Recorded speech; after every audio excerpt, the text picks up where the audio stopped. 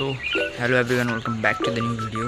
तपाईँहरू सब सन्चै हुनुहुन्छ होला होइन, म पनि आज। सो के छ भन्दाखेरि आज म स्कुल गएर, किनभने यहाँ अब घरतिर यसो काम थियो, प्रोग्राम भनौँ, त्यो अब भिडियो लास्टमा हेरेर सबै थाहा पाउनुहुन्छ र मेरो भिडियो लास्टमा हेरिदिनु होला।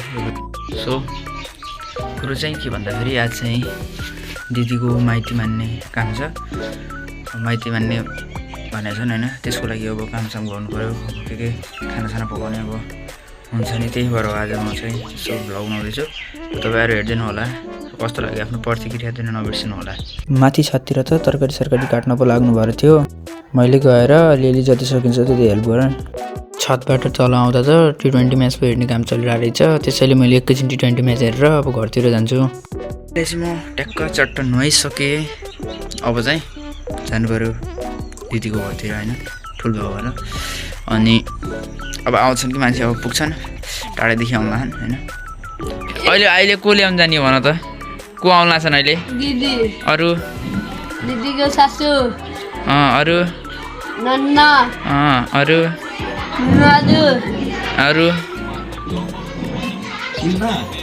नोट कम्प्लिट गर्ने हो। अब कम्प्लिट नगरेपछि के गर्ने त?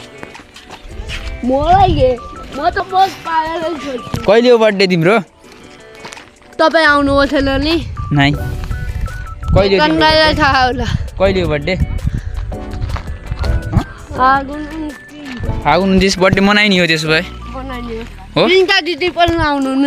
बिन्दा दिदी पनि आउनुहुन्छ? मलाई बोलाउँछु किन? बोलाउँछु नि, नबोलाउने पचला नै छैन। हो र। कहानीको सुरुवातसँगै हामी हाम्रो अर्ग्यानिक खेतबारीमा फलेको बहेरको साथ सुरुवात गर्दैछौँ। चोरेको बहेर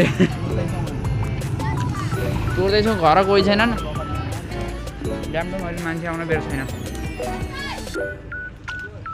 अहिले मान्छे आयो भने फेरि बिताउँछन्। अहिले चाहिँ म दिदी बिजनलाई टिका लगाउँदैछु।